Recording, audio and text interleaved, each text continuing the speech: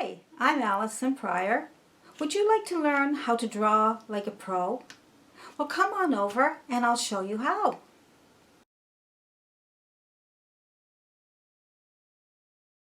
I just wanted to show you some of the materials that I use for my drawings and some of the tools that I use and some of the papers that I use, and these are wonderful for drawing. And so first of all, I want to show you my pencils. Now my pencils are all the different sizes. You can get H pencil, you can get 4B, 2B, HB, B, and go right up to 8B. These are very nice pencils. I'm going to tell you my favorites in a few seconds, but I want to go through the rest of these that I have here. This one is just a 4B. There's no brand name on it, so I don't know which one that is, but it's pretty good. Also, I have these pencils from Dollar and Rowney, and these are very nice also. I like these. These come in all the H&B pencils. And this one here, there's all different brands out there, and knowing what brands to get can save you money. And these pencils here are nice also. You get your 2H. As long as when you buy the pencils, these are Artist Loft, and when you buy your pencils, make sure you get the H and the HB and the 6B and the 2Bs, because that way you'll be able to do all the values in your drawings. Something else that I use in my drawings are charcoal pencils. Charcoal pencils are really nice. I like these here. I like these because I like the string on them. And the string, you pull that off and it sharpens your charcoal, because I find that charcoal is very hard to sharpen. You can use other ways of sharpening, but I tried to sharpen my pencils tonight. This is another charcoal pencil. Can you see it? I can't see that. But anyway, I tried to sharpen it, and when I tried to sharpen it, I couldn't get it to sharpen. So those are charcoal pencils, but they're, you know, you can get probably a better pencil. Just look for different brands. You can also use just a regular pencil that you use in school, but you can't get very many values from it, and it's got a hard lead, so it'd be hard to blend it. You can also use a mechanical pencil. These are really nice because it's got a nice sharp tip on it for small details. Right? I like these. And we have charcoal stick. And I'm going to show you like how these all work, you know, how you can use them to your best benefit. I have kneaded eraser. These kneaded erasers are fantastic for bringing out your highlights, erasing graphite. And I'm going to show you how to use all of these and why you should use a kneaded eraser compared to a regular eraser, okay? You will see a big difference. I also have my brushes that I use for blending and for wiping away some mess. If I make a mess, I can just wipe it away. These are really nice. They're soft.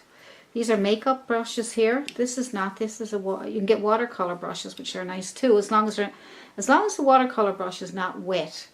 You can use it dry to, you know, use it to blend or to push away some debris or something that's on your paper. And these here are actually, this one is a brush, a regular brush I use in my paintings. But this one here is a brush that I got in a makeup case, and this is a paintbrush. These are really nice too. Soft and they're flat. These are round. This one here is a nice filbert, but you're not painting, so these are nice for smudging and for blending. Okay, so I find that these brushes help. Everything helps, you know. You need a lot of help when you're drawing because you need to do a lot of things. And then you have your blending stumps. Okay, you have different sizes. Good to get different sizes. Some for large areas and some for small areas and some for even smaller areas, because you have a nice sharp tip, so you can get right into really tiny areas. And then I have sandpaper, and that's to help me sharpen some things that I can't get sharpened. And I have my electric eraser. These are really, really good. And I have my electric sharpener. But just before I was going to videotape this, I broke it. So I'm going to get that fixed and then I can show you how it works. But I broke it because I put my charcoal pencil in there and lead got stuck in there and it won't turn. So anyway, I did it before too and I didn't learn my lesson. So now I have to get it fixed again. So my hubby is good at that. And I've got a little sharpener. You can use these little sharpeners, right? You can use any kind of sharpener. But I find the electric one is much faster. You're not sitting there going, till you get it. You just put it in and away to go. So I'll miss that if I can't get it fixed. I'll have to go buy a new one. And that's okay because it's worth it. It's worth it to have it, And things don't last forever. And I got this low odor clear matte. It's a spray. It's a fixative spray. And you can spray your drawings so that you can keep working, so that it won't smudge, or just to fix everything so it doesn't smear. I don't use it very often because it's even though it's low odor, it still smells, and it even smells on your paper, so I don't really use it. Art masking fluid, you could probably use that to take out some highlights, and of course my paper, my tissues for blending. I also use sometimes I'll use a magnifying glass just to get a real good close-up of my drawing so I can really see really close up, get a close-up of the eye or something that I need to get really close to see it. I also have these templates. These templates are really nice for if you need to draw letters.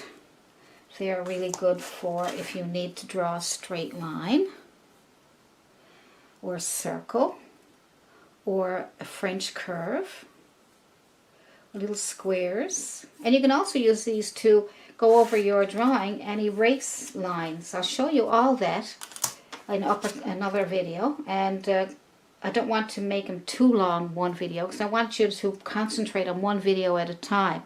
So when I'm teaching, I want you to know all the tools first that you can buy and use, and that will help you tremendously. All right, so you can get a geometry set too, where you can make your circles. Lots of ways to make your circles. You can use a template, or you can use anything that's round. These are the papers that I draw on, and this is called Dollar and Rowney. All mine are Dollar and Rowney. But there are other ones out there too. Nobody's sponsoring me. I'm not being sponsored. I wish I was, but that's all you can do. Bristol, right? This is a 9 by 12. You can get the 8.5 by 11, 11 by 14. I even have 11 by 15. But these are so nice. They're smooth surface, ideal for pencil, ink, marker, spray, and airbrushing. Now, and it's 90 pounds. Now, the higher the pounds, the thicker the paper, okay? So 90 is pretty nice and thick. It's really nice and thick. It's almost like cardboard. And it's so smooth, you're going to get the most beautiful blend you'll ever want. Beautiful. This is an acrylic paper, okay? So this acrylic paper, Dollar and Rowney, has a tooth to it.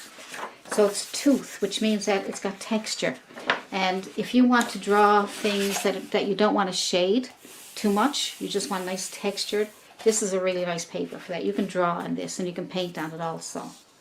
It's really nice. 115 pounds. So this one is really nice and thick. Like I said, it's almost like cardboard. That's really nice also. I have drawing paper from Dollar and Rowney. It's really nice, but not quite as heavy as the other paper I showed you. That was the Bristol, okay? That was Bristol. That's my favorite. And But this is kind of softer, very nice and soft, and very nice. It's lightly textured. But yeah, I don't feel too much of texture, but it's a little. It's not as quite as soft as the bristle, so they're quite right about that. Big difference in the feel of it. And it's a 75 pounds, which is, the paper is a bit thinner. Okay, so the pounds. So some people out there probably didn't know that pounds for paper, the higher the number, the thicker the paper. Like this one here is watercolor paper, okay? And this one is from Canson. All these materials are in on my Amazon shop. I'll leave the link for you, so you can go and get all these materials, or you can buy them at your local store. It's up to you. But some people like buying from Amazon. It's easy and good prices. I picked out the best prices I could for you. And this one's 140 pounds. See? And so you can see you can't see, I know, but you can feel. I mean, it's so thick. It's just like a big hunk. Look, it's even thick. I don't know if you can see that, but it's like it's really thick. It's like it's almost 2 or 3 sheets in one, and it's very thick. Oh my, I love it. And it's 11 by 14. Great for painting on, for drawing on. Cold press. I don't know what I'm reading. Yeah, this is beautiful, and it's not that expensive either. So all these are fantastic to draw on. I just thought I'd let you see those. Now, my favorite pencils are, you guessed it, Staedtler. So anyway, they're my favorite. And they're a little more expensive than the other ones, but they're worth it because you get a beautiful blend with these. And don't forget to have a ruler. Ruler is very important. And also, you should get some painter's tape, something that won't stick to your paper. Also, I just want to show you that this is a canvas, and sometimes people ask me, can I draw on the canvas? On this, I wouldn't draw on this. It's too hard. The texture is too hard. You can't erase, you can't blend, you can't do much with. That's better for painting on. Paint on canvas. I also like these are a nice bristle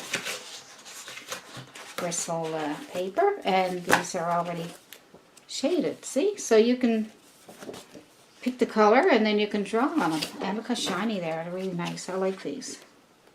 Really nice. So you can draw on these, and then you already have your nice background color. Right, and if you had a black one, you could draw white on the black, and it looks really pretty, flowers and things. This paper here is good to draw, and this is just your regular printer paper, just a little flimsy, great for practice, right? You can practice on paper, and it's fairly cheap, so you get lots of that paper. So all this stuff is wonderful for drawing. Wonderful. And so I think I've got everything covered. If I come across anything else, I'll certainly let you know. But you guys get some materials together. If you got any questions, just let me know. I'm going to do another video on how to use these supplies and what best way to use them.